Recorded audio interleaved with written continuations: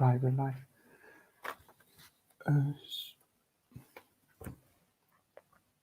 Hello and welcome to CMB's monthly meetup. We usually do these meetups at a location in London, but with all what's going on with coronavirus and everything, we thought we should move it to online and we still provide that service to a wider audience now. And for our first meetup, we have the brilliant Veedu Vidz with us.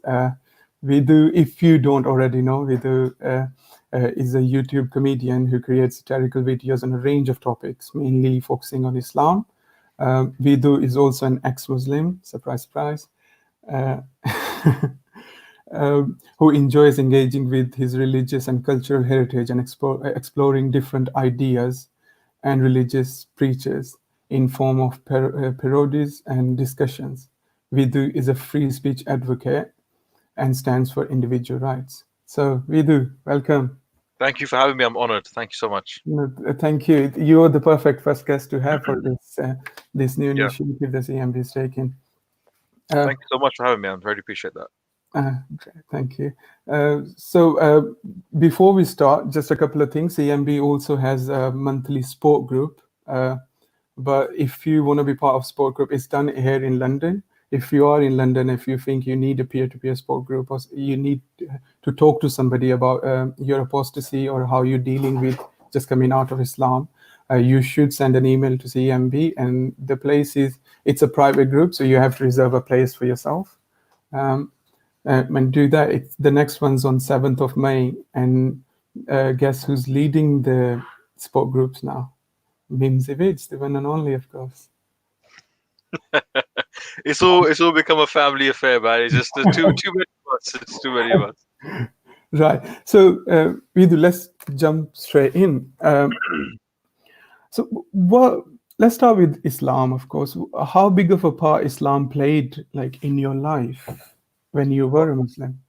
Yeah, I mean, I think just my background is that I come from a sort of averagely, moderately religious Pakistani family, not overbearing, but at the same time, salah or namaz, Ramadan, no alcohol, the standard sort of halal meat, the standard sort of upbringing. So Islam was never like forceful, but it was always there, if that makes sense. Because I know some people have a very tough time with their family. They can be quite overbearing and very, very restrictive. It wasn't like that for me. It was there, but it was not too bad.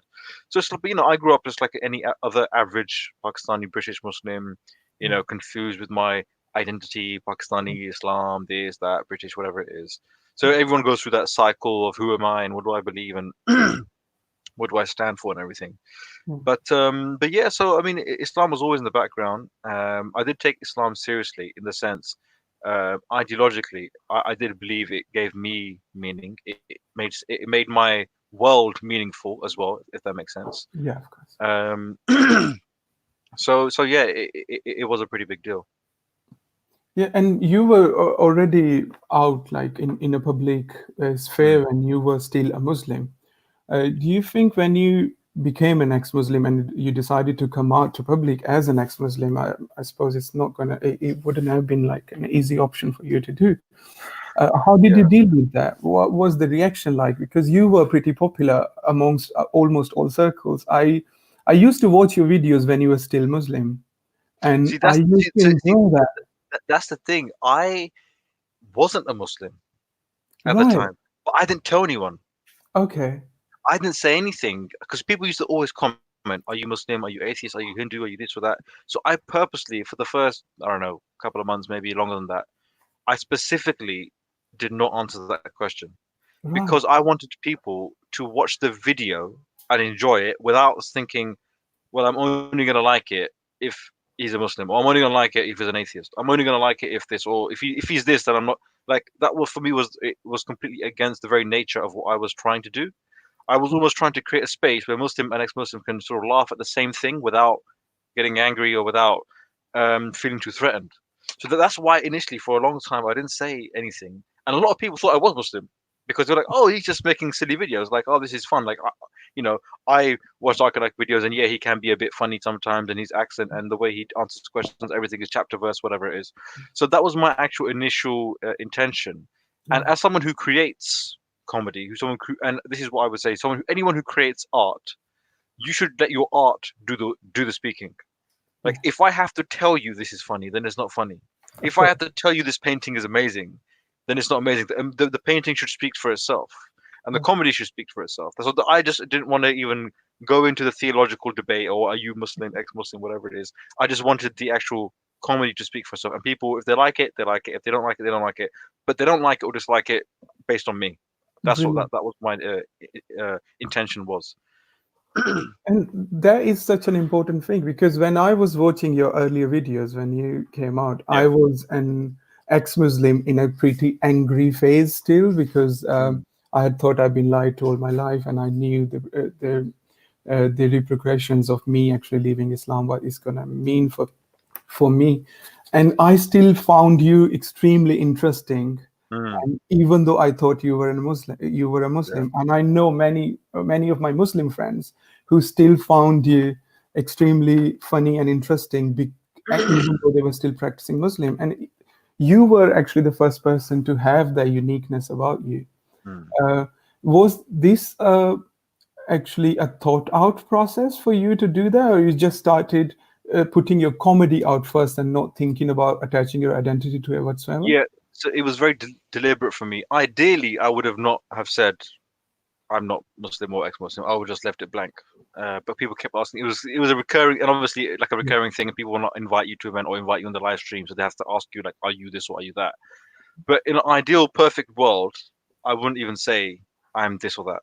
I would just put it out there, my comedy, Yeah. and let people decide for themselves what is the truth and what isn't. I mean, there's one video where I made fun of the whole idea of the Dajjal and the anti. I don't know if you've seen that, the Antichrist and all this stuff, right? The Day of Judgment and all that kind of stuff. Yeah.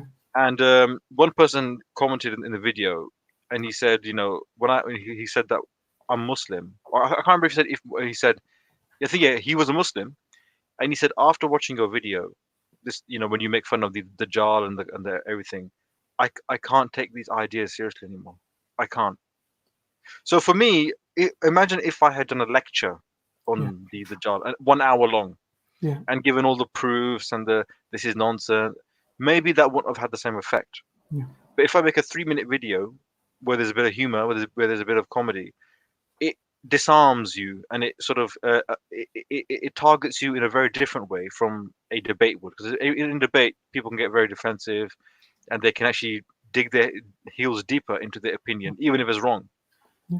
But with comedy, I hope anyway, I invite people to enjoy uh, the jokes and maybe just not take themselves so seriously anymore. Yeah, yeah. And comedy is actually the thing I really wanted to discuss with you, because do you feel like comedy makes it easier for creators to plant that?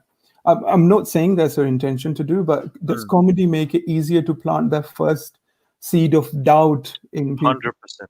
100%. I mean, you look at all the great comics in this country, in the UK, and if you look at people like Monty Python or Ricky Gervais and all these like Jimmy Carr, when they make fun of Christianity, I mean, sometimes they can be pretty ruthless, but even the more mild ones, mild jokes, I think Dave Allen as well. These guys are geniuses.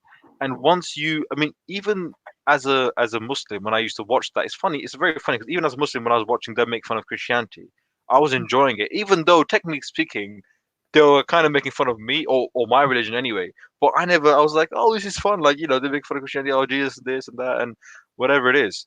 So I think comedy is a great way to actually, because listen, the whole point of comedy is to point out the absurd Yeah, in your daily life. People make fun of, oh, I wake up in the morning and I do this, or me and my wife get into these kind of arguments. But there is so much absurd in religion. yeah, And the one thing that the Abrahamic religions are very much against is insults or sacrilege or freedom of speech, because they know that once people start asking questions and start making fun of these beliefs, it will threaten their whole facade that we are so strong and no one can touch us and you can't speak to God or the prophet like that, or the sheikh or the vicar or the priest or whoever it is. yeah, It's all unfair and authority. And good comedy always targets authority. It always makes authority. It's like it's a check and balance. Just when you think you get too big for yourself, someone makes a joke. and then you just come back down to earth. 'Cause when people laugh at you, you realize you're a human and you're not indestructible and you're not amazing. So, yeah, absolutely, comedy is a great way to do this kind of, to plant these seeds of doubt, and really make people think, actually, this is not that important. This is not this big scary monster in the sky or whatever, or this Dajjal or the heaven and the hell and the devil. This is all nonsense. This is all nonsense. That's true. It's completely true that comedy does hit you in a place where it's because it's just more engaging or because you're Yeah. enjoying yourself in that sphere. And I'm actually, everything you just said, I'm actually a living proof of that. The first time I was actually able to vocalize that there is no God or there might not be any God was on the backs of a comedy show I used to watch. QI. I learned English watching QI and watching Stephen Fry and Alan Davis. They used to discuss God at Yeah. times. That made it easier for me. And Jimmy Carr, you mentioned, he made it a lot easier for me. But when it comes to you as a person and you creating comedy, because there's a famous comedian who said, there's always tears hidden behind a joke. There's always tears hidden behind a joke. Yeah. Or Yeah, yeah. So it comes from a place of sincerity. It comes from yeah, a place of concern and everything. Hmm. So when your journey out of Islam, I imagine, like we all know, most ex-Muslims know, it's not the easiest journey. And you Yeah. creating comedy, how does it help you yourself being a creator or thinking about comedy and everything? Did it had a personal effect on you as well? That's a very interesting question. I have in many live streams, and probably the most interesting question I've had. So honestly, because I never actually thought about it like that. What effect does it have on me? Um, I think, oh, that's a deep question. I mean, even that statement, there's always tears behind a joke.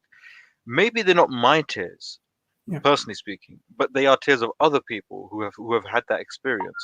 So when I make jokes about blasphemy is not a funny subject, but my joke as a comedian is to go there.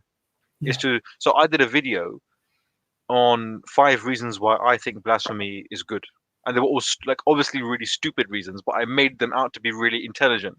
Yeah. So my job as a comedian is to go where the tears are and to make fun. And you might think that's very shallow, but if you look at the Jewish comedians, and they've gone through the Holocaust and everything, the Jews are the best, or at least they dominate the comedy scene, and they make fun of Hitler, they make fun of the Holocaust and Jews, and or their whole struggles. And there's one, I don't know if you know him, Ari Shafir, in the US. He's like, the reason why Jews all look like each other is because they always marry each other, whatever. Like, it's from the same family, all that kind of stuff.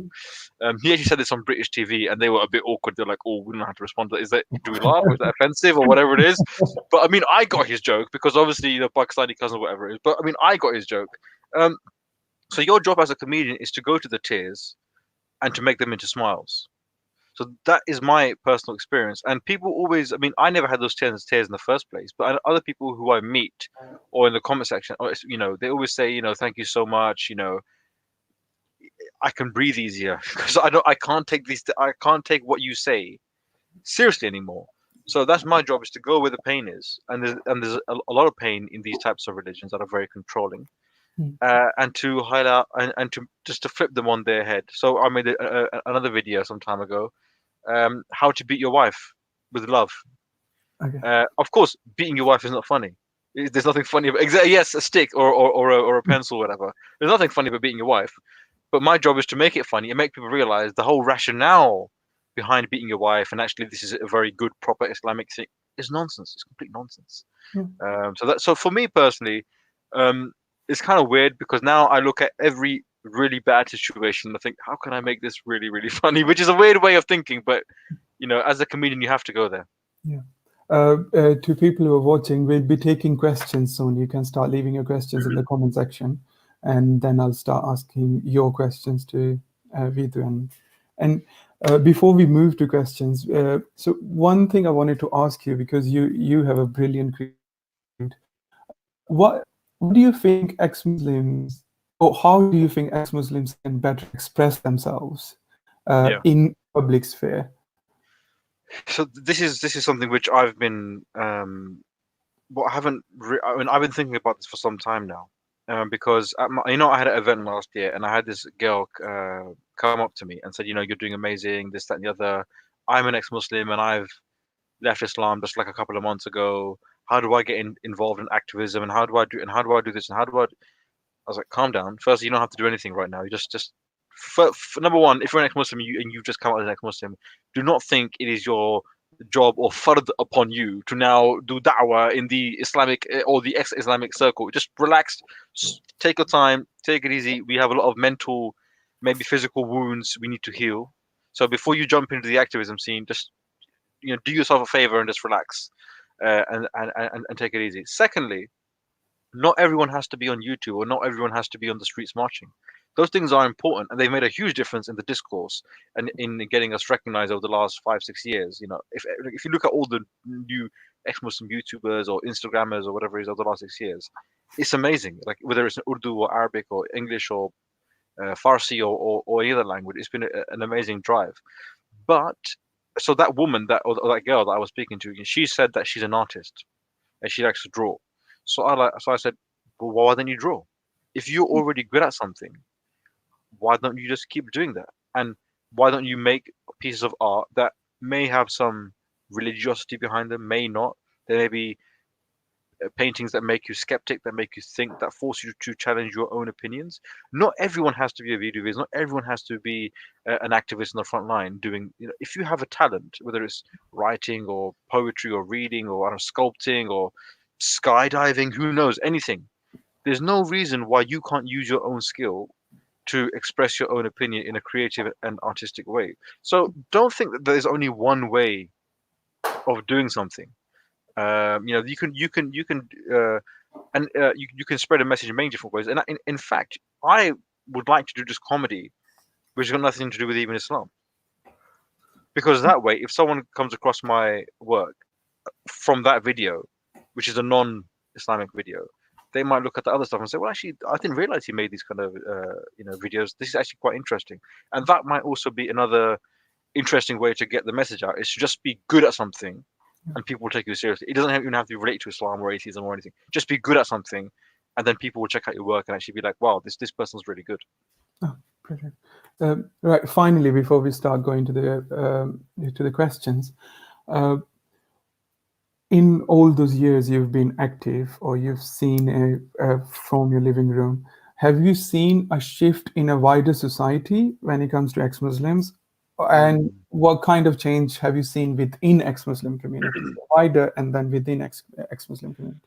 So from the outside, firstly, I would say there's been an acceptance.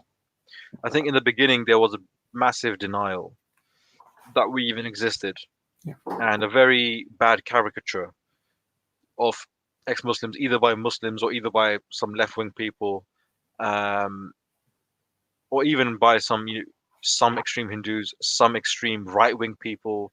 Yeah. They all had something to gain from us, right? So if it was extreme right, it was because we hate foreigners.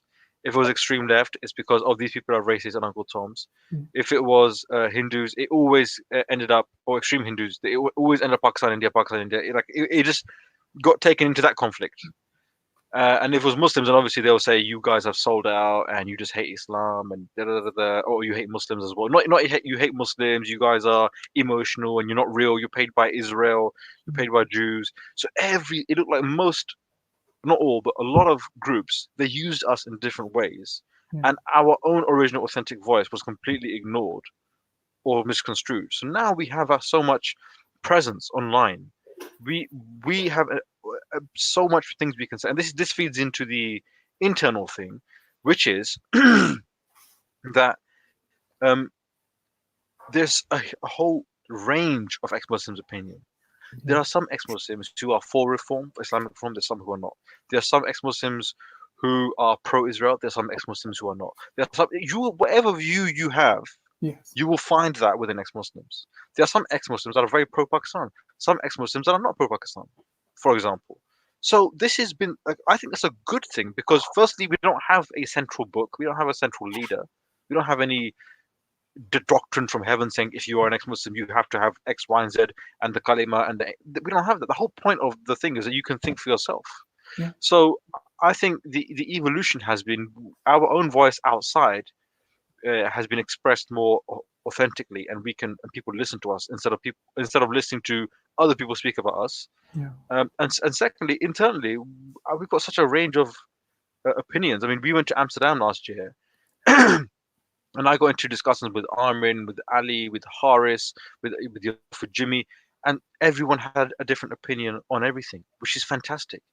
You want, any thriving community will always have many options for the same issue or for the same problem. Yeah. The problem is when there's only one issue, one opinion on one thing, then you get like a cult or what do you want to call it, like a religion, Yeah. or yeah, then things become dangerous because then there's no creativity. So There is actually a really, and I take pride in that as well, because we are a diverse group of people coming very, from very, different parts of the world, and that diversity shows in our thought, which is really, really good thing. And one more thing that what I find, at least people who I personally know in ex-Muslim community, that they actually value your difference of opinion. They don't mm, want you to forge you into their way of thinking, which is actually a really good thing to have within a free thinking community. That is yeah, essential. Uh, 100%. you've just mentioned that some other aspects or some other political or some other societies Mm, they trying to jump on a bandwagon, that we were actually our criticism was from a place of concern. As I said, our criticism was from a place of betterment of our society, of our culture and everything, and these other groups try jumping in on the bandwagon for their own agendas. mm, And you rightly mentioned that seems to be fading away a bit. Do mm. you think that's just a life cycle because our numbers have risen, we are more vocal about our things, and we can actually confront others, those Yeah. people who try to jump because of that? Or is it's just because that's how things work? After a while Mm. they've lost interest in actually trying to gain any advantage from it. No, we actually care for that community, we I, want the community. yeah. I think actually both are true. In the beginning, the only people that give you a platform are the ones where you can think, oh, if you're, I don't know, for example, a right wing or a guy, you think, all these ex-Muslims, they're criticizing Islam. I suppose we can use them in that sense. So let's just have them on. So if you are a young community, you don't have the platform, you don't have the channels or the contacts or whatever, within the media or within online media, within books or magazines to have your own, it's very hard to create a magazine or a YouTube channel fresh like that and you have like amazing production value, whatever. Like it's very hard to do that. So you go to people who will give you a voice. Yeah. So in the beginning, of course, different people will use you for different things. But so that is, I could say, the sort of like natural development of any community when you first come on the scene. But then afterwards, when you have enough volume of support, then of course you can create your own channels. And when, like, for example, I create my channel, I speak to Abdullah Samir in Canada, then I speak to the secular jihadists in North America, then I speak to Haris in Australia, then Zara, and then before you know it, we're supporting each other. We don't have to go to anyone else now. We True. don't have to. We do and we can, which is great. But it's always good to cross pollinate ideas. But we have enough of a base that if you, for example, I'm on your channel, if you need support, I will support you, and vice versa. I know you would support me also. So there's that so you could say base or foundation where we have our own ummah now, mashallah, where we can support each other, and our voices are heard directly from us in the way we want to say it. Whether you like it or not, at least now you know what I think, as opposed to my voice gone through the filter of someone else, Yeah. and then through someone else, and then you think, oh, ex-Muslims think this. Well, actually, just ask us. We're all online, and it's very easy to find us. Brilliant. Thank you for your time. We do. I still want to talk to you so much, but I think we should open to Yeah, questions sure, sure. now because we don't have much time. I think the first question is from Jimmy Bangash. When Veedu was making comedy, did he have a line that he wouldn't cross because he thought that was going too far? Has the line changed with time? And what does he think? What does he think is going too far now? So, I mean, other than the whole, incitement to violence and everything. I mean, let's put that aside because I'm in comedy. The whole point is not to do that in the first place. So forget that. I think this is a question which everyone really struggles with because you don't know you've crossed the line. Or so you don't know where the line is until you've crossed it.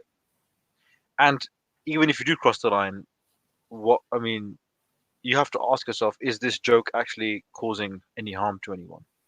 Now, if you say, "Oh, it's traumatic," or "it's offensive," my advice would be to not watch that comedy again, because there'll be people who watch my comedy or Ricky Gervais talking about God or Monty Python, Yeah. right? Who think, "Oh my God, this is sacrilege." And back in those days when they released those videos and that movie the Monty Python one, it was such a huge drama. But now we look back at it and think, "Oh, this is just part of British culture." So that line was crossed for them, but now that line is like now that joke is like not even that controversial anymore. It's not a big deal. So it's really tough. Like my personal line has changed, but the problem is, as you say, problem or not problem, I don't know. Actually, no. To be fair, this was a conscious choice for me. When I said in the beginning, I did not say whether I was believing or not in Islam. I wanted to make a video where both Muslims and ex-Muslims could enjoy. So Yeah. I knew there was a line that I couldn't cross if I wanted the Muslim audience on my channel watching and enjoying it. Right. So it was more of a strategic line, Yeah. not because I don't care if you make fun of the Prophet, personally speaking, but I knew if I did that straight away, they would be like, "No, we're not going to watch this. We're not going to, enjoy these types of videos." Right. So I didn't mention any prophets. I didn't mention the Quran. Mostly, it was mostly based on imams or sheikhs who are like the imams and sheikhs that live today, so we can see their fallibility. We can see the mistakes they make, whatever it is. So it's easier to make fun of that. If you go for the prophet himself, then it's game over. So that was my line, and that probably still is my line right now because I don't know if it. I'm not. I would defend someone for doing that, Yeah. but from a strategic point of view, personally, I wouldn't do that. Yeah, there are some people who just don't want to do that. Who just want to be out as they are in their personal life. Yeah, Like your point is completely true that if you want to engage with that with you can't go there. Muslims, you can't go there because that's Yeah, a big no they're for not them. ready yet. I mean, it sounds very like what do you want to call it? Like like little babies. Like they are. But I'm sorry, but in the comedy game, they are little babies. Like the Christians and the Jews are like adults. But they went through their growing pains.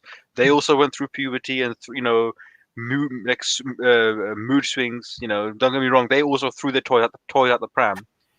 But they went through that and now they're mature when it comes to comedy. Muslims are not mature when it comes to comedy.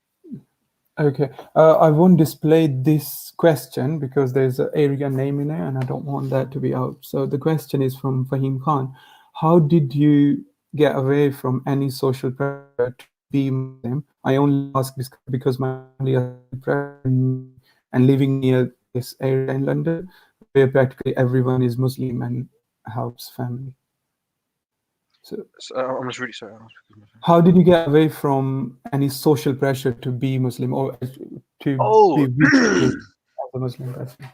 I think firstly you have to. I mean, I don't know this person's family situation, but everyone's family is different. Some people, their families, the moment you say I'm not Muslim, it's game over and you have to leave, and it's massive drama. Some other people, like myself, yes, it is drama, but you can still be adults and move on. So firstly, you have to know your own family and judge whether or not if I come out, will it actually be so disruptive that it's not worth it. I mean, I know a lot of ex-Muslims are actually quite independent because they have to be because a lot of their family members have sort of marginalized them or said you can no longer be part of the family or household or whatever it is. So you have to judge your own situation, and I can't give you a blanket answer to say do this or do that. Number one priority is your own safety. Make sure you're safe physically and mentally speaking. It might be worth not saying you're an ex-Muslim if until you are in a position where you can live independently and you don't rely on anyone.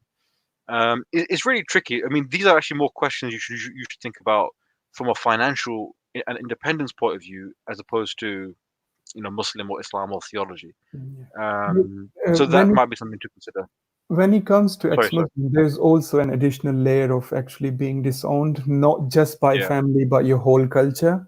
Because once you are by your family, you are practically. And most of our diaspora communities here, our identity and everything is based around Islam. Because if you're Mm. not a Muslim, many people won't see you as Pakistani.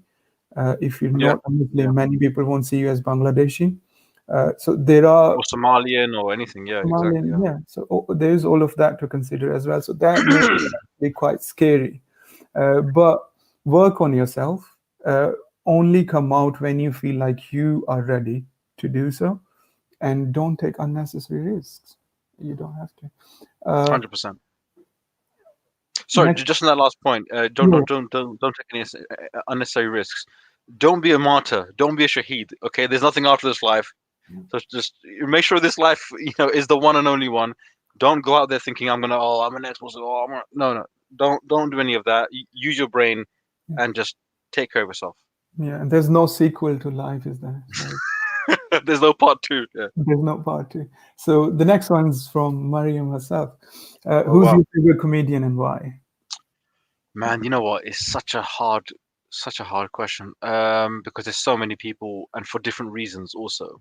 So for example, I preferred Dave Chappelle before he went into hiding. He had a Okay. massive break in his career.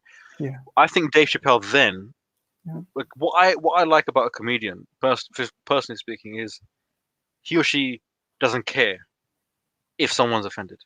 He or she doesn't care, like, oh, if I say this joke, someone's gonna be hurt. They're gonna say this, then that's gonna. What is what I find sexy in a comedian from a purely comedic point of view, not how they look, is it that they're fearless. Yeah. They go anywhere. Whether it's gender or whether it's religion, whether it's business, society, family relations, or whatever it is, that they are fearless. And when I saw Dave Chappelle back in the days, to me, he was fearless. He was making fun of black people. He was making fun of white people. He's making fun of men, women, everything. So that's what for me, like Dave Chappelle back then. I like Cat Williams because he was a good performer. Um, Chris Rock is cool. I like Ricky Gervais. Bill Burr. I think Bill Burr. He's got a very angry, annoying, whiny, moaning kind of vibe, and I like that. He's like, "Why is everything this? Why is everything that?" And he is fearless because he's independent. He's not signed by any company, wherever it is. So he says whatever he wants, Yeah. whether you like it or not. I mean, he was making fun of when in some football matches, like in the American football, Yeah. they have like a cancer day, like we will support cancer, whatever it is. So he was like, why, like, you're ruining the game for me. I've come to a game and you're saying let's fight cancer. If I'm in a cinema, do I turn to the person and say, oh, by the way, my dad had AIDS, thank you. Like, you wouldn't, like, he wouldn't. He goes, why can't we just have entertainment for entertainment? Why do we have to attach all these causes? And like, it's a silly joke, but then, like, normally, when someone says I support cancer, oh wow, that's really good. Oh wow. But he's like, no, why? Why do I have to support cancer at a football game? Or so these kind of things that normally you wouldn't say because it's not polite. But he's like, no, I'm going there, and he makes it funny. So I really like that in a comedian, who's fearless.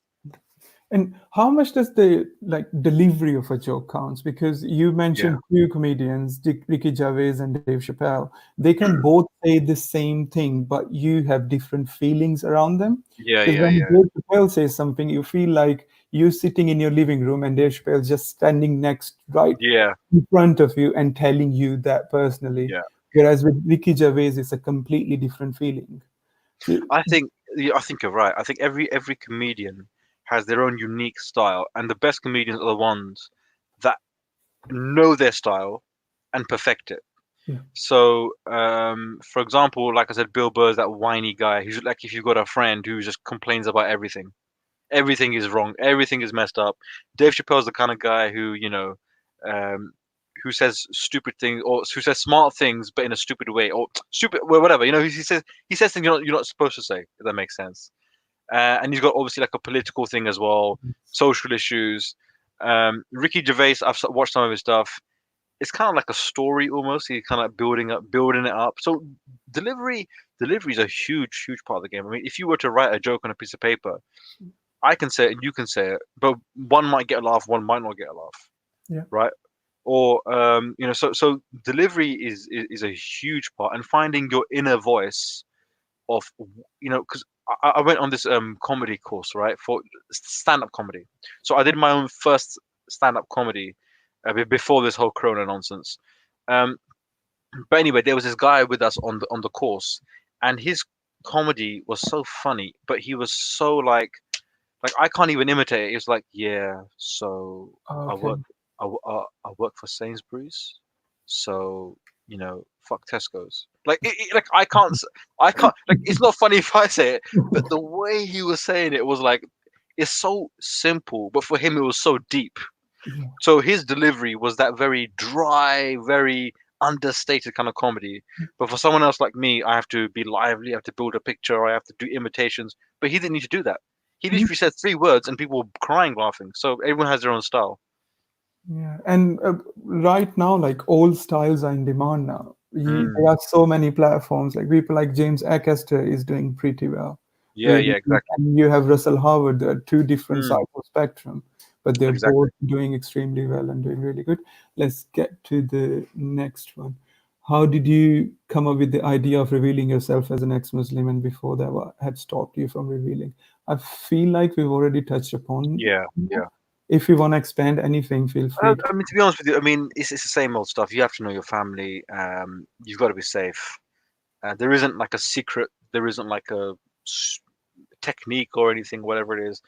Just sit down and have a conversation. If you don't feel like you can have a conversation with the people, don't tell them, or tell them when they're at a distance. I don't know, text message, email, whatever it is, maybe Snapchat, and just be safe. That's what I would say. Okay, brilliant. Right, another question from Mariam. I'm going like in an order. Mm, Shabana Rahman says it helps to dispel fear. Comedy helps to dispel fear, and as you can't be afraid if you're laughing, and it helps to laugh. Would you agree? See, that's an amazing quote, because once you start laughing, Yeah. fear is not on your mind. Because when someone is genuinely scared, like if there's a lion in front of you, you're not gonna laugh. There's nothing funny about that situation, because it's like, okay, well, this was fun. I guess it's lunchtime, guys. So I'll see. So it's over and out. Um, but if like when someone makes a joke and like, the involuntary response, the involuntary like this is crazy. I have to laugh at this. That takes away the whole fear, because fear relies on the suspense. Fear relies on that silence, like, oh my god, we don't know what's going to happen. Ooh, that tension. Once you break that tension, Right. then comes the laughter, and then no one takes the situation like seriously anymore. It's very hard to Yeah. even build that seriousness back up again once that tension is gone. So our job is to find the tension, tease it a little bit, and then break it. And then, oh my god, this is crazy. How could you believe in this? Oh, this is so funny. Oh my god. So It's really, it reminded me of an incident. I was living in Aberdeen. I took a sabbatical there, and in there was a lots of problem because the area with the clubbing area in yeah. Aberdeen had lots of fights going on every night and every week. So And you were police, causing them, weren't you? I was causing them. You were the most ex-Muslim drinker. Yeah, okay. Whatever. Right. So the police came up with an idea of actually reducing that fighting in the clubbing scene. They started handing out free lollipops out on the street. Drunks would come, they'll get lollipop, and when you suck in on a lollipop, you don't seem threatening. Ah, And that reduced the fighting down quite a lot that's because you're brilliant. amusing to others now, not threatening. Amazing, And amazing. that's what in Aberdeen. So this is like you know, that hijab lollipop joke. So maybe we need to be handing out lollipops to or to some of these Salafi extremists. It's very hard to take a jihadi serious when he's got a lollipop in his mouth. All right, I wasn't aware of that joke. So. I just made it up now. I was just thinking we Oh, should do. okay. You know the hijabi joke with the lollipop. because there's two pictures. One of a lollipop on the floor with the cover, with the Oh plastic cover, yes, of and the course. one without it. So the ants eat the one without the cover. Oh, this is whatever. I'm not sure who came up with that quote, but it's attributed to Muhammad Ali, the boxer.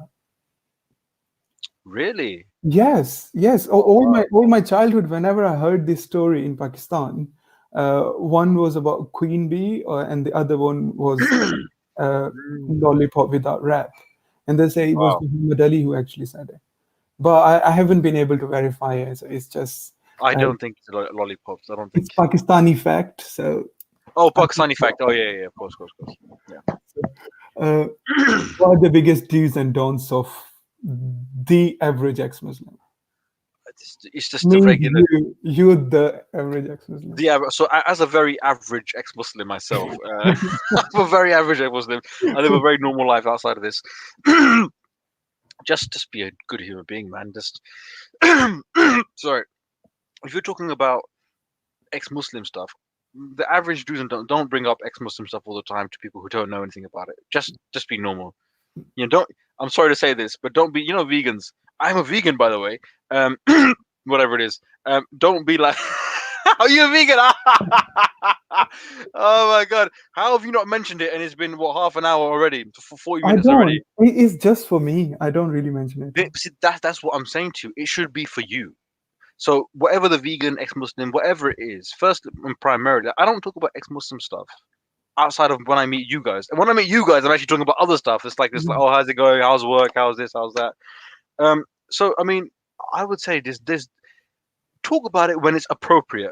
If someone asks or it's the right situation, then you bring it up. Don't bring it up unnecessarily because actually it will turn people away and be like, why are you always going on about this? Just get over And it. don't let the meaningful relationship in your life be affected by it. Because I've still managed to have one of my best friends. He's Muslim. He's practicing.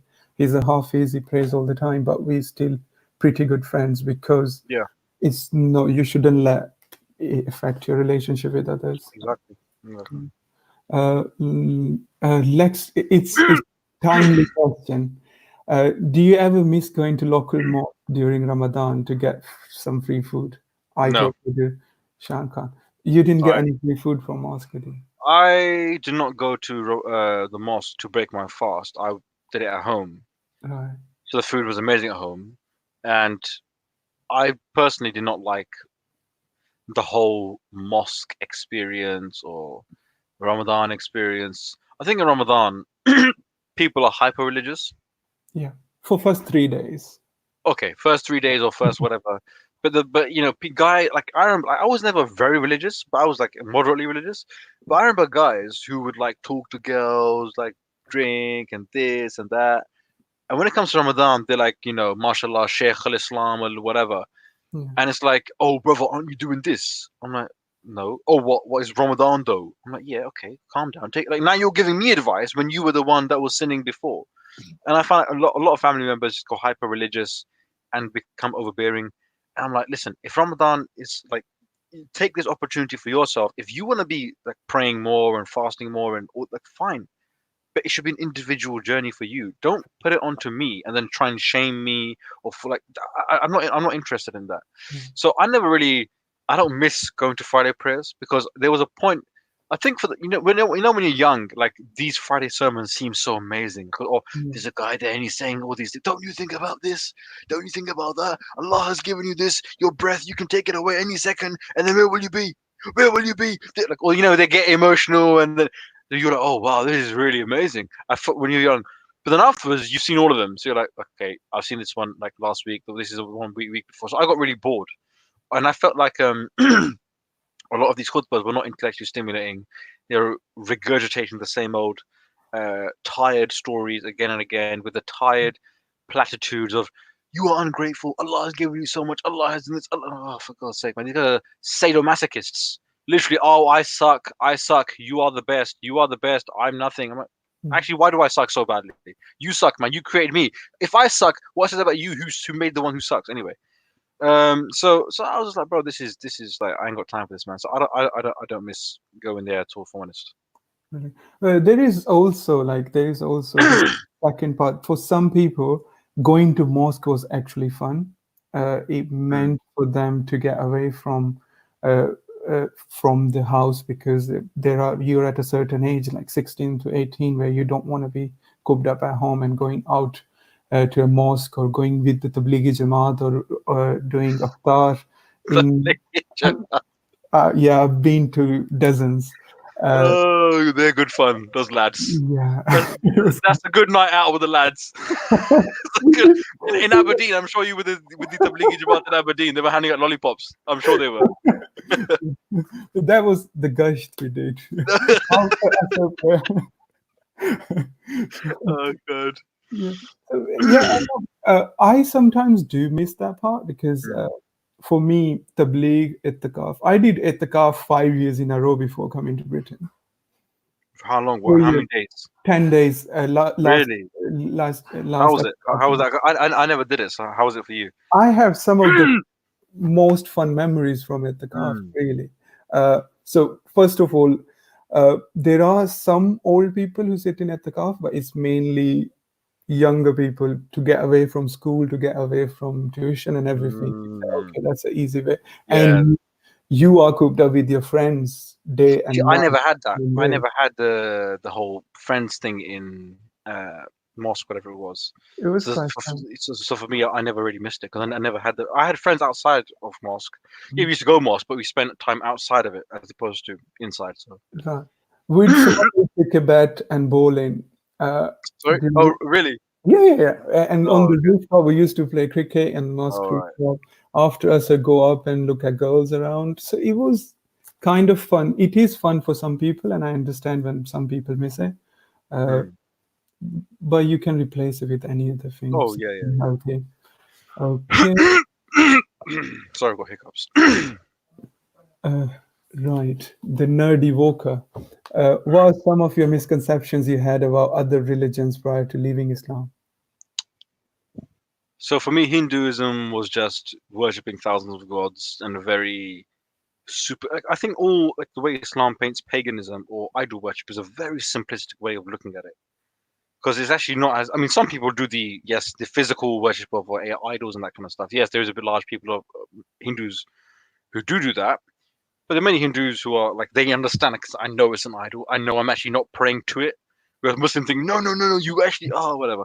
So I think that was a misconception I had of Hinduism. That it's all very Uh, silly and like they don't actually get it, whatever, you know. हाथ आओ तो बुत, हाथ ना आओ तो खुदा. Say that again, heart? हाथ आओ तो बुत, हाथ ना आओ तो खुदा. So What if does I that mean? can touch you, you're an idol. It's Oh, from yes, Jonathan yes, yes. Gandhi, actually. Yeah, yeah. It's in your intention, and I had the same misconception about him. Yeah, Sorry to exactly. say.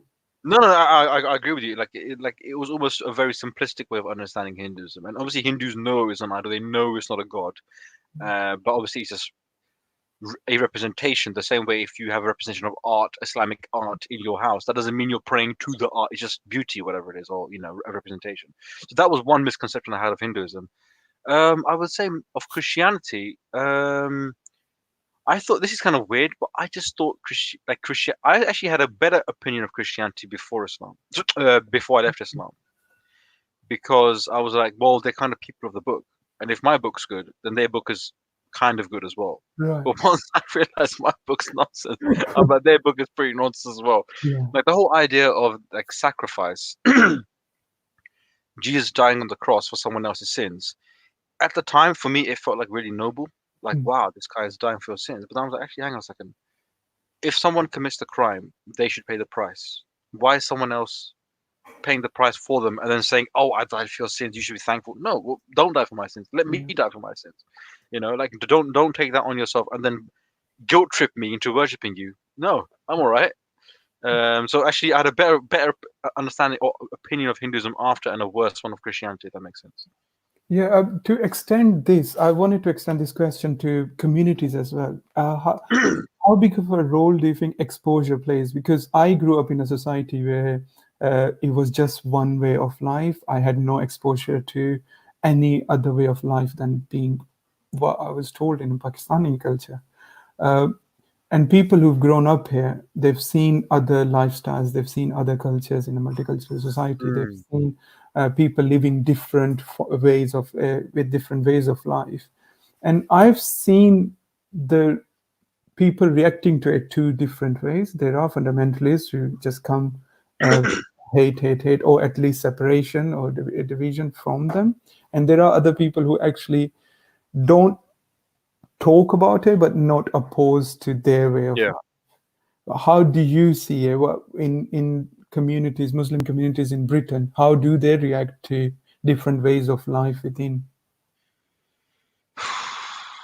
I still think, for the most part, see, that's a very, very tough question because Muslim communities are very different. Some are more insular, Yeah, and everyone knows everyone in the town, and everyone's married into everyone else, and everyone goes to the same mosque and the same this and the same that.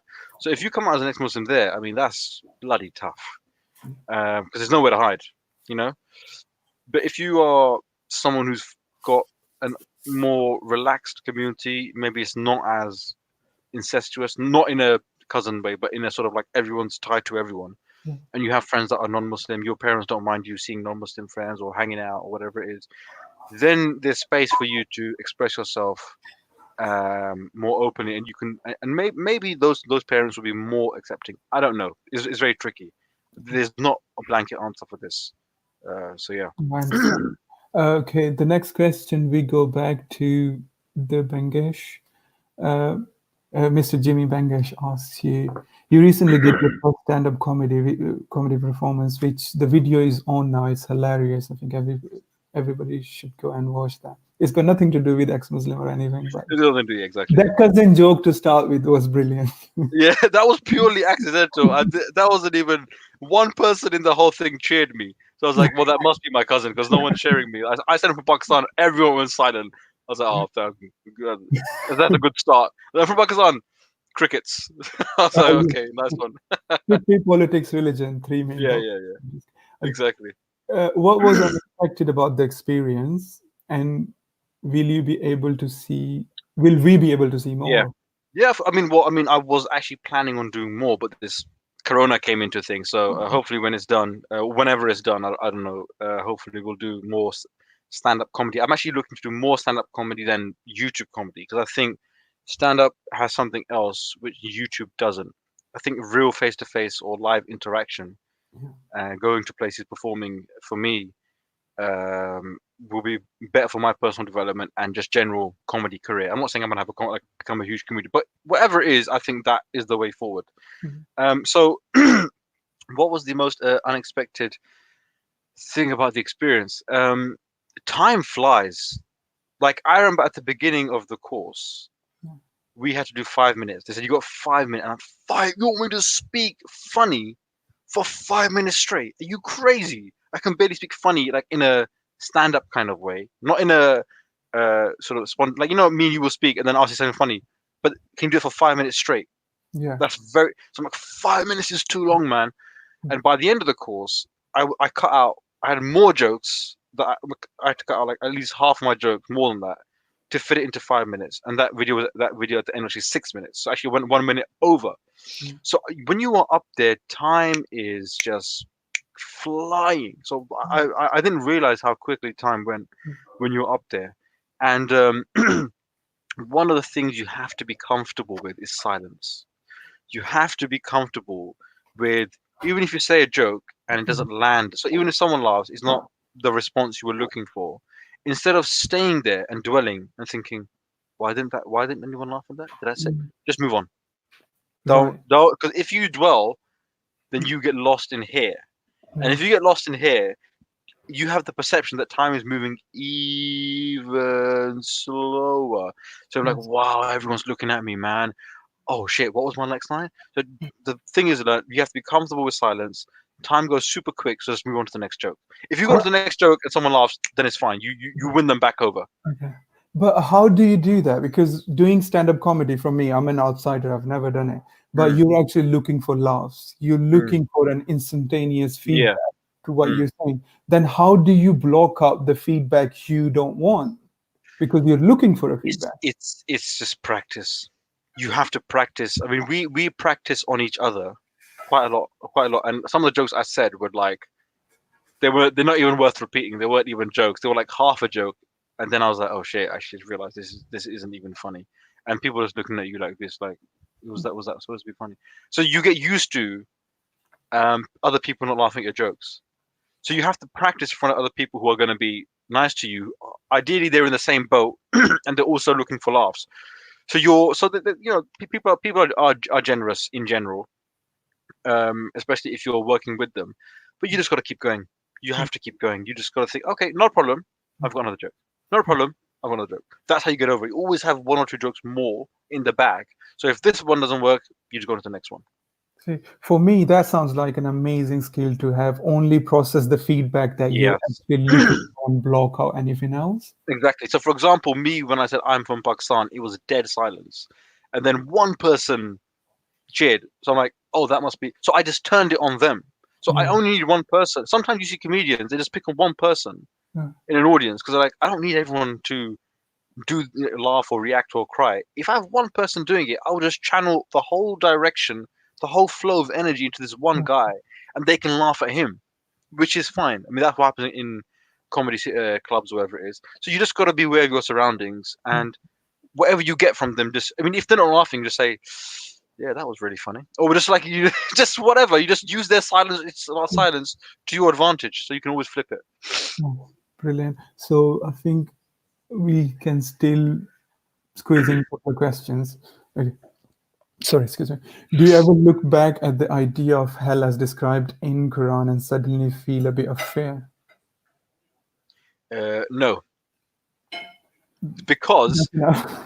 um, this is one that people struggle with a lot because the indoctrination is so deep, Yeah. and the description of hell is so gruesome and painful that even on the off chance Islam is the right religion, he's like, I don't want to go there. It's so terrifying and traumatizing that people would stay in Islam or at least not verbally express it on the off chance they don't want to go to hell. But let me ask you a question. If you're a Muslim, are you scared of the Christian hell? I was never scared of the Christian hell. And are Christians scared of the Muslim hell? Yeah. No, because they were never indoctrinated Yeah. with the other version of hell. So what a coincidence that you're only scared of the hell mentioned in the religion that you were born into. There are many versions of hell, many versions of torture or things that happen to you after you die in other religions or ways of thinking. But you don't care about them. You only care about the one that you were brought up with. So I said, some Muslim asked me, are you scared of Muslim going to hell? I'm like, well, are you scared of the Christian hell? And they're like, no. It's like, well, the same way you're not scared of that hell, I'm not scared of your hell, you know? And if you actually look, into the history of how the idea of hell evolved, it is very well documented and borrowed from different religions, and people add it on and add it on, and there's all these linguistic things like Jahannam is a place like Gehenna or whatever it was, all Yeah. these different things. I mean, so you can break it down. Yeah. But I think people have the biggest block is from a psychological point of view, not the academic point of view. But I would say if you're not scared of the Christian hell, why are you going to be scared of the Muslim hell, or vice versa? Yeah, that's really interesting point. It goes all the way back to Plato, actually, in Plato's Republic. The place Gangam or Gangan near Yeah, Nazareth. Gehenna or yeah, Yeah, whatever it is. Yeah. it goes all the way back there. Interesting. Let's go to the next one. Where did the name VEDUVIDZ come from? So my name is Waleed, and Yeah. if you're Pakistani, we say Waleed because we get the V's and W's the other way around. It's Waleed for me. Waleed and Yeah, Waleed. I actually thought until I was around maybe 13, I thought my name was Waleed. I didn't know it was Waleed because everyone around me just said Waleed. All my family were like Waleed, Waleed, Waleed. I So don't I didn't even know hear the difference. I think it's Waleed. Waleed or Waleed. Exactly. Technically, it's Waleed, but it's actually Pakistani say Waleed. So if it's Waleed, as a kid, I was like, oh, Veedu, Vidz, oh, Veedu, that's my nickname. So it became Veedu and then Vid, like video, whatever. So it's VV, and I like alliteration, so it just became VEDUVIDZ. Nice. Great. Okay, I think one more question and then we. Do you know any Iranian comedian?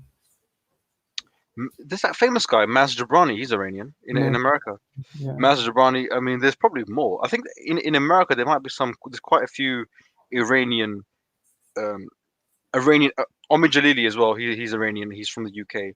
So I think the Iranians are actually probably quite ahead in the brown what do you want to call it, community, if you want to say that, you know.